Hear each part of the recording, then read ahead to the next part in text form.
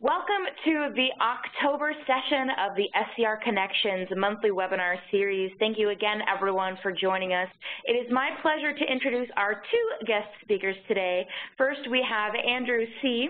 Andrew is the Head of User Services and Experience at the Northern Arizona University Cline Library, a department which includes 8 classified staff, 2 faculty librarians, and approximately 19 student employees. Andrew chairs 2 user experience groups in the library, providing oversight to both the website and physical building. He's currently serving as the chair of the LLAMA Systems and Services Management Practices Committee, that's part of ALA. Andrew is a national presenter and published author on using technology in management resources. He received his MLIS from the University of Arizona School of Information Resources and Library Science. Joining Andrew today is Bridget Rowan. Bridget is the training coordinator for user services and experience at the Northern Arizona University Cline Library, where she trains both student employees and full-time staff. When Bridget's not immersed in the world of library training, you can find her working on the Cline Library website or managing 3D printing in the Maker Lab. She earned her Master's of Library and Information Science from San Jose State University. I hope you will join me in welcoming Andrew and Bridget today. Good morning. Good morning, everyone. Good morning. And thanks for joining us. We're a little earlier than you guys are, so we're still sipping our coffee over here in beautiful Flagstaff, Arizona. But thank you all for joining us for our presentation, Game On, Motivate and Engage Your Staff with Gaming Strategies. So Sarah already introduced us, but just to give you a little bit more, this is me. I'm Andrew C., Head of User Services and Experience, which is an Access and Information Services unit at the Cline Library. And Bridget, and there's Bridget. Yes, now you heard all about me, so here's my face. I really like games, so I hope that you'll find this presentation to be interesting and informative. So as Sarah mentioned, we are going to try and make this an interactive webinar for you all, and we're going to start off our webinar with a question for you. So please feel free to enter your thoughts in the chat box. Our first question is, what words come to mind when you think about training? Boring.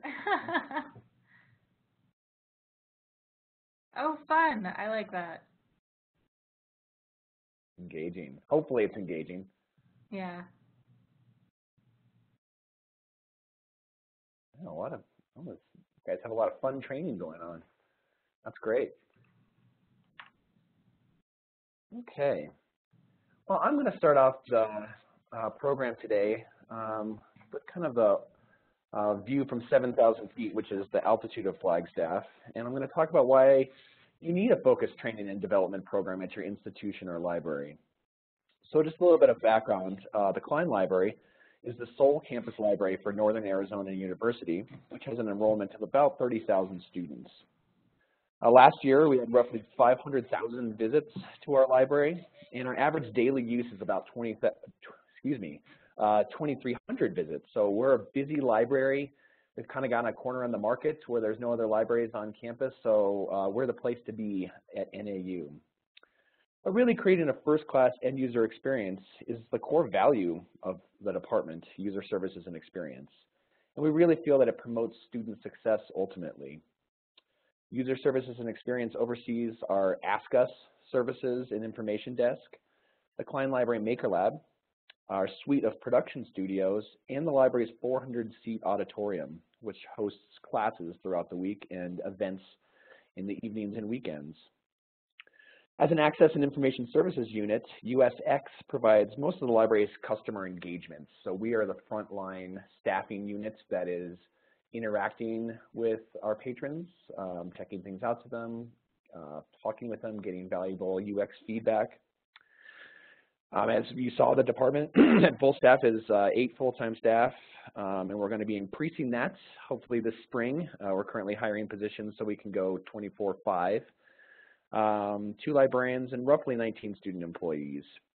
But really providing a unilateral end-user experience requires a fully operationalized training and development program, and this ensures that the customer service and information provided to our users is the same throughout the library's opening hours. So essentially, whenever you come to the library, the experience that you have interacting with the staff in this department is going to be the same, and it's going to be excellent. Additionally, a well-trained staff with development opportunities equates to a highly engaged staff. Engaged staff promote a positive work and learning environment, and this is a place where innovation and operational effectiveness thrive. So as your staff go through a training and development program and get that engagement, they are going to ideate new innovative and creative services, and your operations will be smooth. So after all of that, I hope I have convinced you of why you need to have a training and development program. Now I'm going to talk about making the case to your deans or directors on getting a new position or perhaps repurposing one. As I mentioned earlier, a highly trained staff equates to an engaged staff, and staff engagement is stronger and a more effective retention strategy, sometimes even more so than salaries. So ultimately, as your training program creates engaged staff, you should see less turnover. A dedicated FTE who can oversee your training program will be able to coordinate a blended training program, which will create a more competent workforce and save your institution time and money. So the training program that we have created here and Bridget coordinates is blended, so it's both face-to-face, synchronous training, as well as online training using e-learning software, which I'll get into in a little bit. And really, when there is turnover in the operationalized training and development program, will allow you to replace those FTE quicker with less load leveling of work during the rehire process. So as we all know, people leave your institution or your library, and then the work that they were doing has to get dispersed to all of your other staff, which decreases the efficiency of all of our workloads. So as you have an operationalized training and development program, you can more quickly train new staff and get them on board and doing the work, so you don't have to do that load leveling all the time. Or you do it quicker, I should say. Having a training coordinator will allow the department to adapt new training and improve existing programs. So having someone overseeing all of your training comprehensively will allow you to not only keep your training current, but you can more quickly and with agility create new training as policies change or as new services are created. But in short, putting the right person in place will land your department with a highly engaged staff and save you money. So win-win. So assuming you have the agreement from your dean or director, you'll need to hire someone or restructure a current staff's job functions and standards. When we were fortunate enough to hire Bridget, we used language in the job description like experience developing online training or instruction, and experience using learning management systems and or other online learning environments. Our hiring matrix, when we were looking at applicants, included things like knowledge of emerging technologies, supervisory experience. You want someone who's comfortable with technology and working with staff, so someone who can handle the technology, is creative, but is also personable. We were looking for a candidate who also had softer skills. So how do you find the real right person for the job? Hiring a staff person who's highly competent with technology but also leverages these soft skills is not always easy. So we're looking for a person who's creative, who demonstrates leadership, who's experimental, who's self-directed, who's communicative and innovative, who's organized and engaging.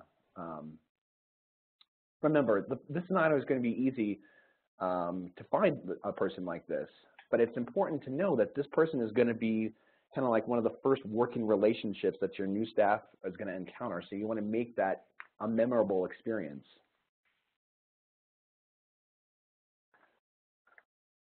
And you also want to make sure that you have the right tools in place for your new staff so they can hit the ground running.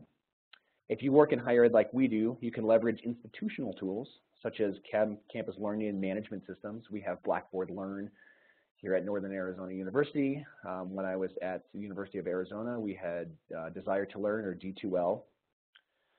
But you can also check with your campus IT if you're in higher ed, or e-learning centers to see what institutional software may be readily available to you. So many campuses will have e-learning software already in place for faculty to teach classes with, and you can leverage that for your own department. But outside of higher ed, you can purchase e-learning software. Articulate Storyline, which I've presented here, is one of the top on the market. It's a tried and true tested e-learning software. It is rather expensive, I should say. So there are some open source e-learning softwares that you can use, such as University of Arizona's Guide on the Side. Moodle is a very popular one, and I've brought to light here a open source Blackboard Learn software called Course Sites. So just another question for you. What training challenges does your library face?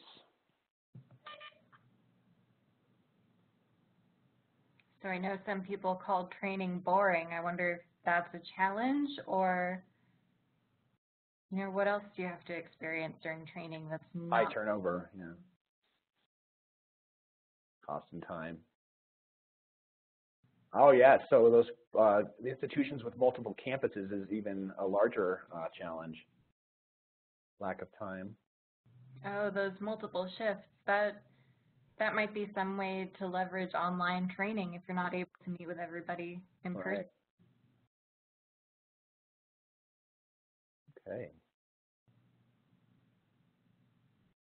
Yes, time management in training is always an issue.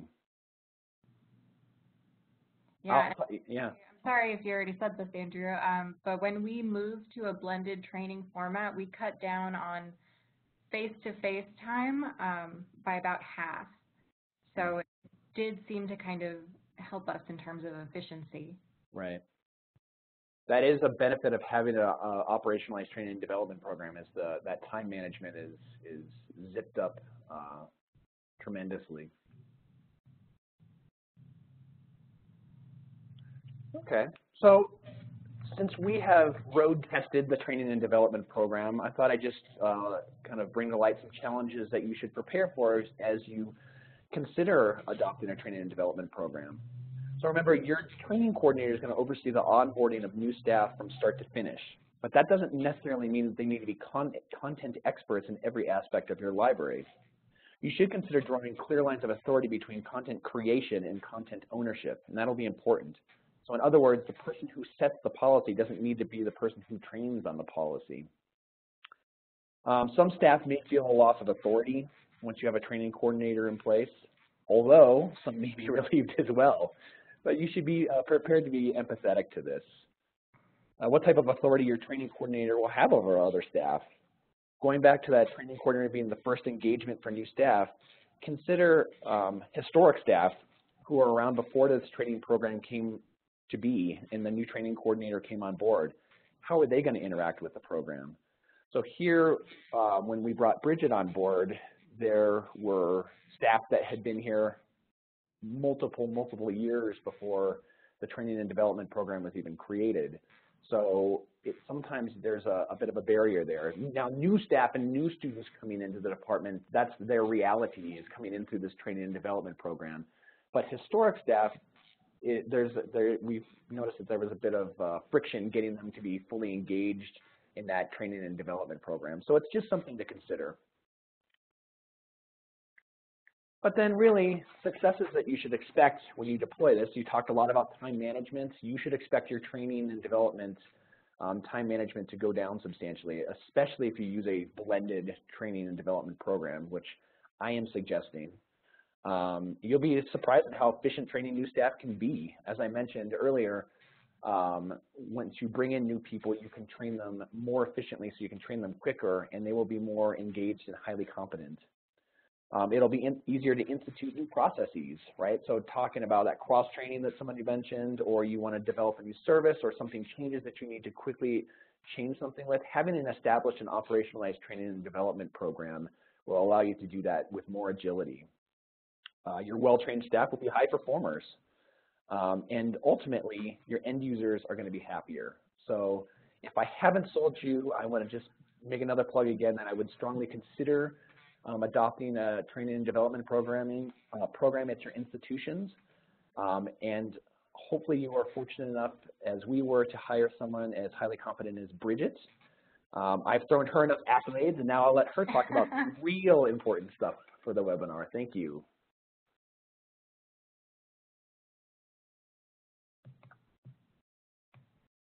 Thanks, Andrew.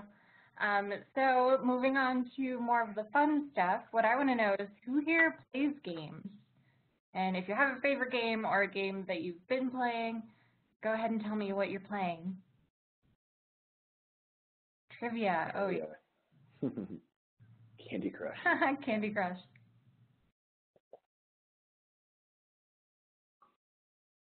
Oh my gosh, I'm learning some new games. This is great. I'm writing these down right now. Oh yeah, D&D, of course. Delta.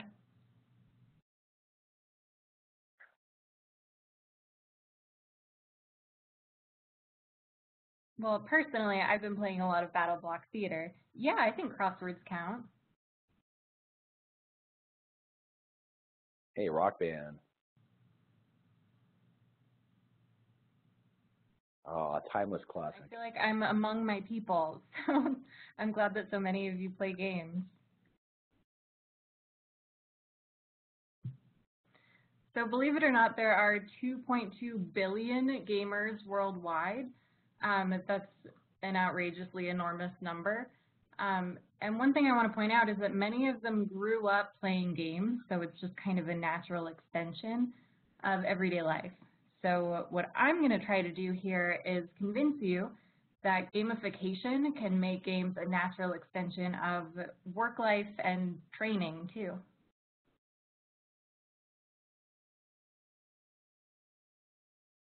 So what is this gamification thing? Gamification is using game-based mechanics, aesthetics, and game thinking to engage people, motivate action, promote learning, and solve problems, which to me sounds really, really awesome, especially when it comes to training, because from what I could tell with all those challenges, there are some problems that you may need to solve.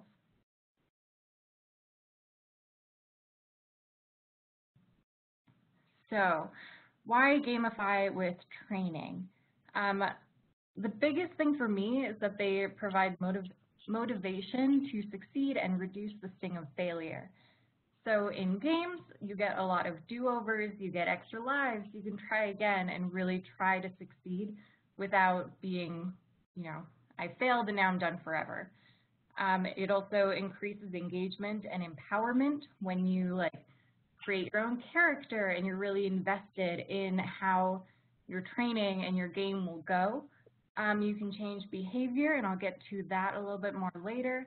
Creatively solve problems, and another thing that I really like is the idea to build community and social connectivity, which I think can be really huge when you're training a new staff person to make them comfortable with all the people that they're going to have to work closely with. So, training gamification 101. There are a lot of elements to gamification in general, especially when you're looking at them in a business context. So I did kind of pare that down a little bit for training. The number one thing for me is interactivity. So if you do have something that you can't quite gamify, making it interactive can still be a huge step in the right direction. You can also think about unlocking content. So that's something that Blackboard Learn has the functionality for, where people can complete the first part of a series of trainings to unlock the next part. You can also get instant feedback the same way that you would in a game. You get your extra points and things like that right off the bat. Some friendly competition can also be really helpful, and you do, again, have that optimism to succeed. So almost every training that we offer is interactive in one way or another.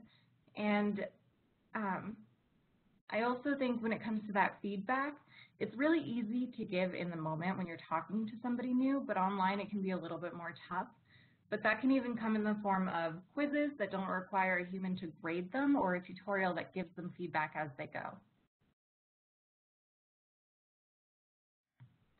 So one of the first things that our new hires experience when it comes to training is orientation. Everybody is invited to orientation, especially new people and people who have already been working there. We call it soft mandatory because we tell all of our students you have to go to this. But of course, if they're still in California and can't get back to campus, we totally understand because they are at the beginning of each semester. And we've also focused on team building across departments. So in the past, these orientations were only done in one department, which was ours, and they consisted of a PowerPoint presentation that explained updated policies, procedures, reminders, things like that. And to be honest, I'm kind of just bored saying that out loud. A couple of years ago, though, a different department moved their service desk right next to ours, which caused some drama among our student employees. So we decided to switch up how we handle our orientations to make it more focused on team building, values, and philosophies as a library rather than specific departments.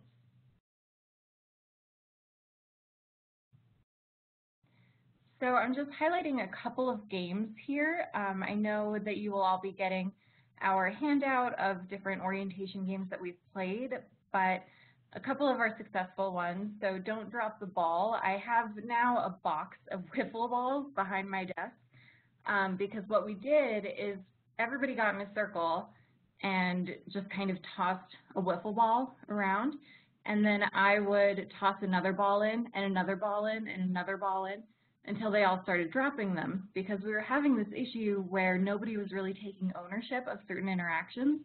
But doing this activity really kind of drove home the idea of taking ownership, understanding how to transfer an interaction on, and really being careful about all that stuff and not just rushing through it.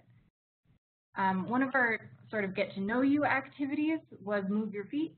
So we had a beach ball with a bunch of prompts on there, like your favorite movie or your favorite dessert.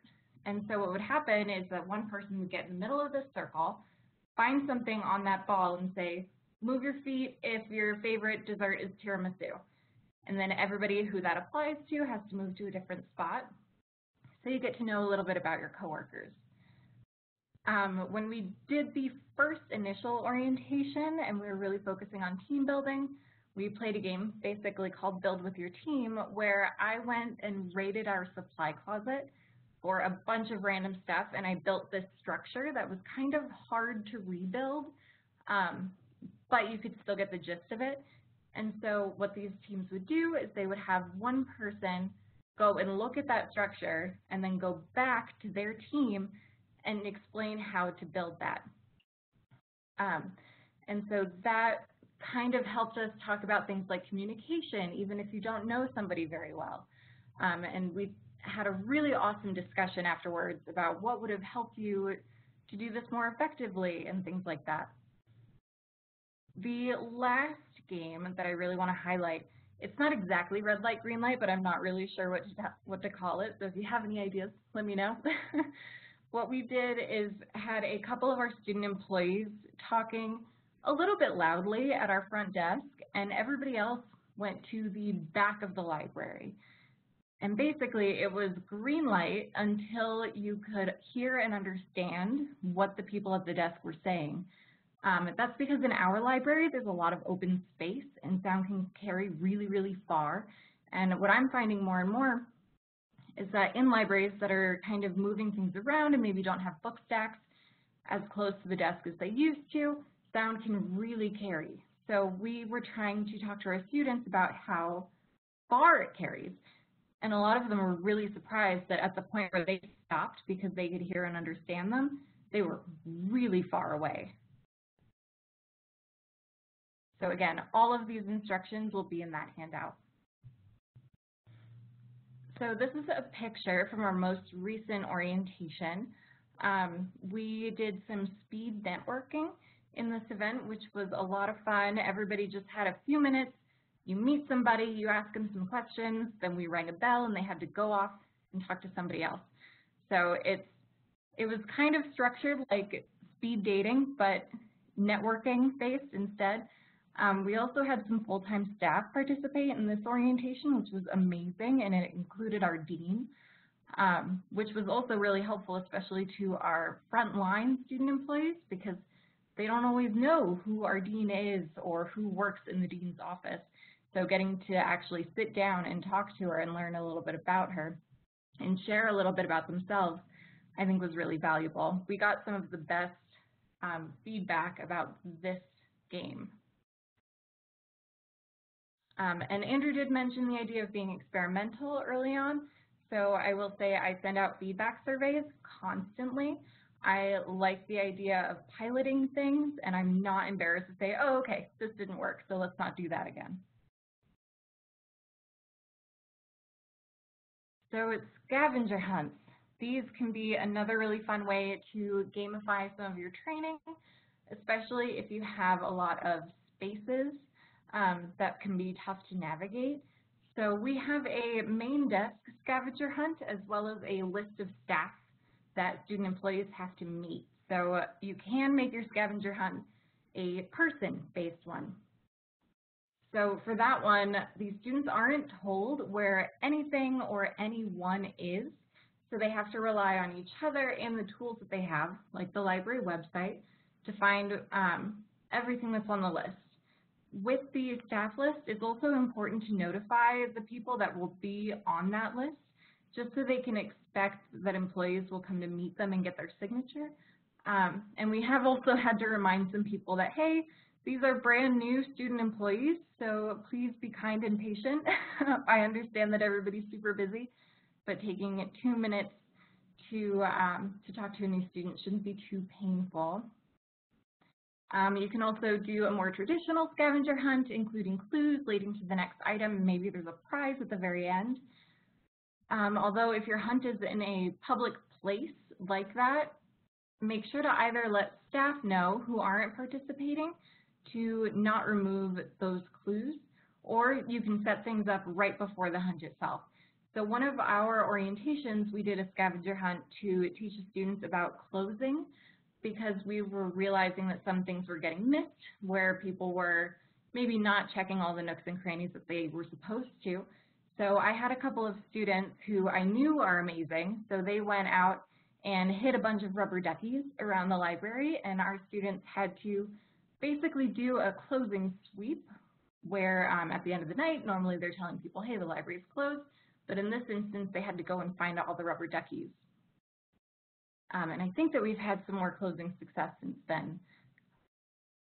I've also found the teamwork aspect to be really great when you're having new people look for things that they're not familiar with.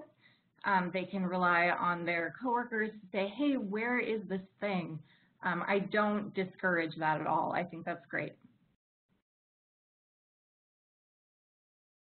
I know somebody mentioned D&D, so you might be interested just in Chore Wars. I've found that this is a really great free online website to help build habits. So this website is actually created for roommates or people that live together to kind of build the habit of doing chores regularly. But we were able to kind of adapt it to fit our needs, because in the User Services and Experience department, we are a bit responsible for keeping the library presentable. So one problem that we needed to solve was how to get our students to do some tasks around the building that, again, kept falling through the cracks. So we started a process that we call roaming, where one student is assigned to go out into the building and clean, tidy up, work on projects. But as Andrew mentioned, that can be hard to do, these new things, for people who have already been here for a while. So this was not a big hit right off the bat. People were avoiding their roaming hour, pretending to go roam, things like that. So I started using Chore Wars. You can set up a party to go on adventures, defeat monsters, win treasure, gain XP. I found out about this from Jane McGonigal's book, Reality is Broken, Why Games Make Us Better and How They Can Change the World. I highly, highly, highly recommend that if you're at all interested. So here are some more shots of Chore Wars. So the students were able to create their own characters, give them a name, pick an avatar. They could then claim an adventure to earn more treasure and experience points. So we've got 3 of our students up top, and you can see some of the things that they've earned, some of their treasure, as well as different attributes that they've gotten better at, so things like strength, constitution, dexterity. And then with these adventures, what I did is try to match the experience points to how long the task would take to complete. So they did have some bases in reality, including instructions for how to complete the task. So for example, the bulletin board, which is not the one that's up right, oh, yes it is. It was never getting done. The bulletin board was just covered in things that we don't normally allow on there, things that were outdated. So when I added it to Chore Wars, which was great, is they were doing the bulletin board every day, sometimes multiple times a day. Oh, yeah, so there is also going to be a resource list at the very end, but Jane McGonigal, I highly recommend just Googling her. She has TED Talks, she's a game designer and a psychologist, so her stuff is really, really interesting. One thing I will say about Chore Wars is that it's definitely a temporary solution. It is really for habit building, and once you've gotten those habits, it can kind of peter off. We only used it for a summer, but that was really enough to build those habits, and nobody is complaining about roaming as much anymore. And then we have our badging program. Has anybody heard of badges?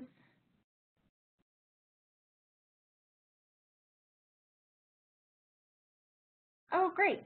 Okay, well, hopefully I can give you some info for how to incorporate these into your training.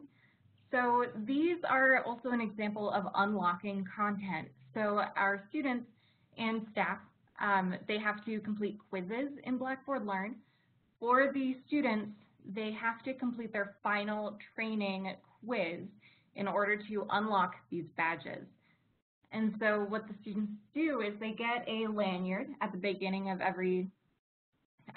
their employment, and it's going to be a color, maybe it's blue, maybe it's red, and that'll kind of assign them to a team among our student employees. I think we have 5 colors. And they earn these badges to compete, and that way at the end of the semester, whatever team has the most badges earned, we'll just give them a $5 Amazon gift card. But a lot of the time, before even that final incentive, they are just excited to earn these because we do make physical buttons. So these are all balances of library services, technology, soft skills. We've also been very intentional that there is a mix of difficulty and how long it takes to complete each badge. So for example, you've got a friend in me. That badge is about, I don't know if everybody has this cognito training where you're supposed to learn how to help a peer who's struggling. It's only a half-hour tutorial, and all they have to do is complete that tutorial, send me proof of completion, and then they earn this badge. And in terms of instant feedback, since obviously I'm not at the library all the hours that we're open, they do submit these things in Blackboard Learn, which will then show them that, yes, you've achieved this thing, great job. And then they get a physical button to display on their lanyard. A couple of the other ones that I want to highlight, power user. The students have to go through at least 8 different library services and complete a quiz about them, telling me about their experience, and we can then use that information towards our user experience efforts, as well as teach our students some library services that they might not already be comfortable with. And if you can see the one that looks kind of like Lord of the Rings wizard staff, that's our badge for the Meet the Staff scavenger hunt, where they have to go through and meet the people on the list of staff. They do earn a button for that.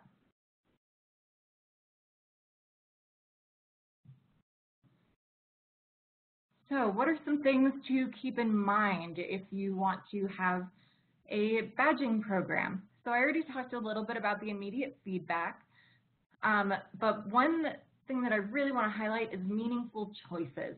So we don't really tell our students which badges to earn. We give them a bunch of options and say, do what you think is interesting, do what you think is helpful to you. because these are a professional development opportunity for part-timers, which I think is amazing. I know when I was working part-time in libraries, there wasn't quite this type of thing.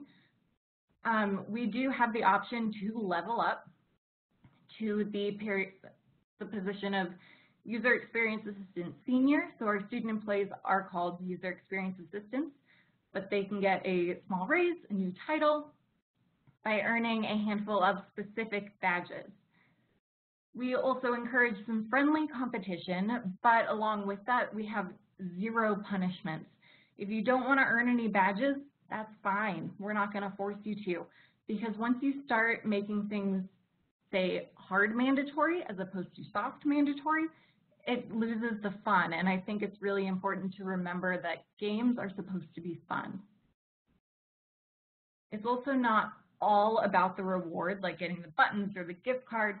What's more important is what they learn along the way, and in unlocking more and more things to learn can be its own reward. So I know I've mentioned Blackboard Learn a few times, but there are a lot of free and affordable options if you don't have access to a learning management system. So Badger, Credly, and Mozilla Backpack, those are online. I believe all of them are free, and you can create your own button designs and things like that there. Our students create buttons in the button guide, the buttonguy.net. So one thing I do encourage is kind of customizing buttons. So a lot of the time when I'm creating a new badge, I'll send out some info to our students about it, and then one of them will design it. So they get to wear something that they created. And then that's just a picture of our button maker. I think it was only $200, and then the supplies to make the buttons are also super cheap if you do want to go the route of physical buttons. I was absolutely shocked that a bunch of like 19 and 20-year-olds love getting buttons and sticking them on lanyards. I thought they would hate the idea of Flair, but they love it. So how do you make a good training game? Maybe you don't want to use any of these ideas, you want to do your own thing, which is great. I just have a few things to keep in mind. Always start with your learning objectives. If you're not clear about what your employees need to learn, then it doesn't matter how good your game is, because it's not going to be an effective training game. So set up those learning objectives and keep everything on track that way. Also keep in mind who your audience is. So what should their experience be like? What should it feel like? Because if you are trying to make it into a game, it does have to do with emotions. And also, is your audience technologically savvy, or are they technophobes? Use that information to kind of inform how you're going to create your game. And we've been talking a lot about tools, so what tools can you use? What do you already have at your disposal, or what can you incorporate? Do you need to use smartphones or anything like that? Do you have a dedicated training budget? And last but certainly not least, do not forget the fun. So if it's not fun, it's not a game. I'm sorry, it is just not. And so think about adding things like a narrative or levels or challenges that they can overcome to make it a really engaging experience. So is gamification right for you? These are just some questions to think about. So does it make sense for certain trainings to be interactive? Can the learner make meaningful choices in these trainings? So another example of doing meaningful choices is that we use Articulate Storyline, which is basically a very interactive PowerPoint. So you can have things like quizzing right there on the screen. You can do a choose your own adventure, and they can learn different things that way, get different feedback depending on what choices they make. And going back to what are the desired outcomes? What do your employees need to learn? Do you have the tools? Do you have the creativity? And I know we talked about time. Do you have that time? But if you do, I highly recommend going this route, because then it will save you time in the future. Are the activities that you create, are they connected to bigger aspects of the job? Do you have service philosophies and things like that that you can tie into your activities? And is the learner given the opportunity to overcome obstacles and problem solve in these different training instances? So I talked a lot about what gamification is, so I want to highlight what gamification is not. So it's not just about applying old technology or applying technology to old engagement models like awarding ski pins. Gamification creates entirely new engagement models, targeting new communities of people and motivating them to achieve goals they may not even know they have.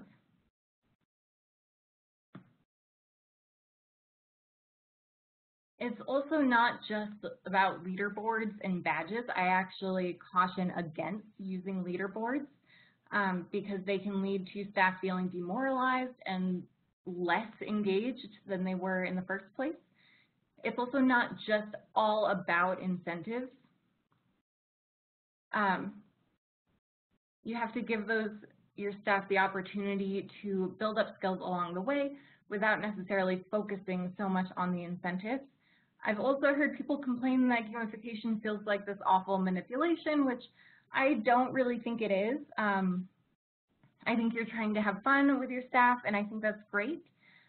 It's also not boring. I know a lot of people said that training is boring, so hopefully this will help. You do have to be very intentional about designing your gamified training, so it's definitely not accidental. I also don't know if a lot of you have heard of serious games, where I know the military uses it for things like learning how to, oh goodness, I don't know anything about the military, but it is learning how to do something in a simulation, basically. That's not what we're talking about here. We're talking about making things fun and interactive and using game mechanics and game elements within a training environment. I also just wanted to say, when it comes to feedback, I don't necessarily recommend asking your staff if they want games in training, because my experience has been that they will say no, because it sounds weird if somebody asks you, hey, do you want to play games in your training? But if you focus more on their actions, that can be a lot more informative. So do they participate in the games? Are they smiling? Are they laughing? Do they follow up with you afterward? And very importantly, do they seem to remember the learning objectives that you set up in the beginning? So some resources, again, Jane McGonigal, and then a few more books that I've found to be really informative. There's also Char Booth's book, which is not about gamification, but it is about learning and teaching, and I tend to reference that one pretty regularly. Jesse Schell is also a game designer. He has some really awesome, inspiring TED Talks. And then there are some more resources for things like behavior and game dynamics. And here are some more. So some of the things that I talked about earlier for badge and buttons, as well as QR codes. So I've seen these incorporated into scavenger hunts, and that can be really awesome. Gamification Geek has some really good resources. Coursera also has a nice gamification course. It is more focused towards businesses, but I've been able to adapt a lot of what I've learned there. And it was just kind of funny timing. I got this email from Articulate Storyline about how to apply gamification techniques to e-learning.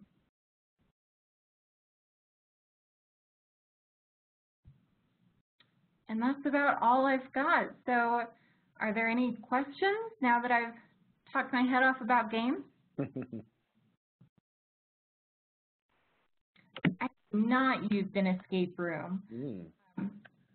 Right now, I don't know if we're really in a position to be able to do that, because we do so much of our training when the library is open, and if we extend our hours like we're planning to, it's going to be harder to do that. But I could see that application being applied in like a team building. Yeah. Scenario.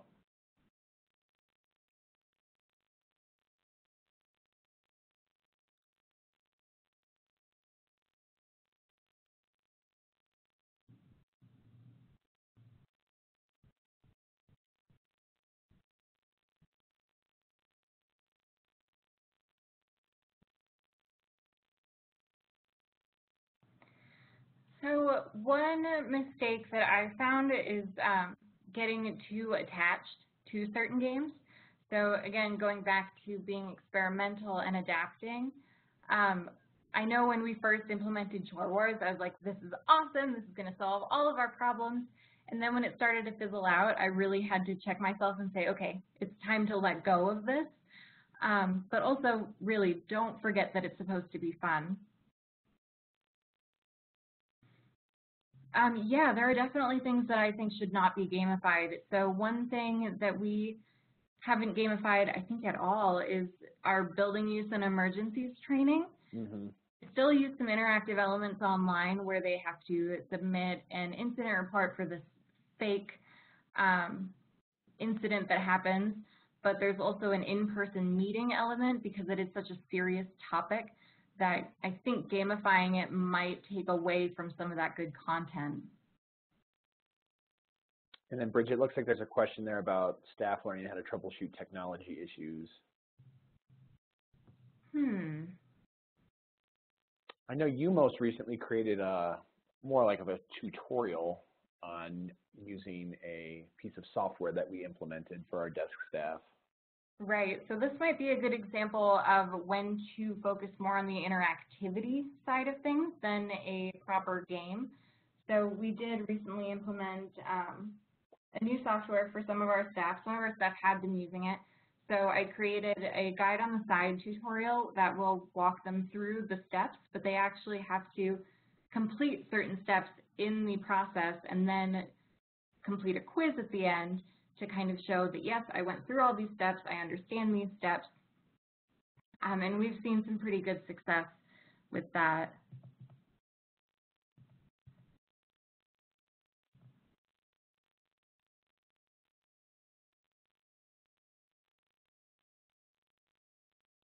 Anything else?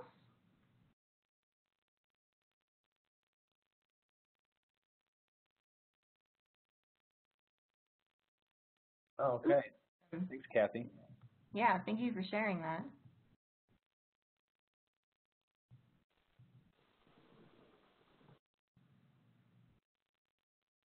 How long do you give to receive feedback? Do you mean when we send out a survey, how long is the survey out there for? Okay. I just kind of say, hey, get back to me by next week. But if I get that feedback a month later, I'm not going to say no to it. So I hope that answers your question. I also try to be very approachable and open to our student employees and our staff. So if they want to come up and talk to me about something rather than do the survey, I'm also totally fine with that. I send out a badging survey at the end of every semester to kind of make sure that we're still being successful with the badges that we're offering, making sure that everything's up to date, that the students are feeling engaged. But again, if they get back to me pretty late, that's totally fine with me.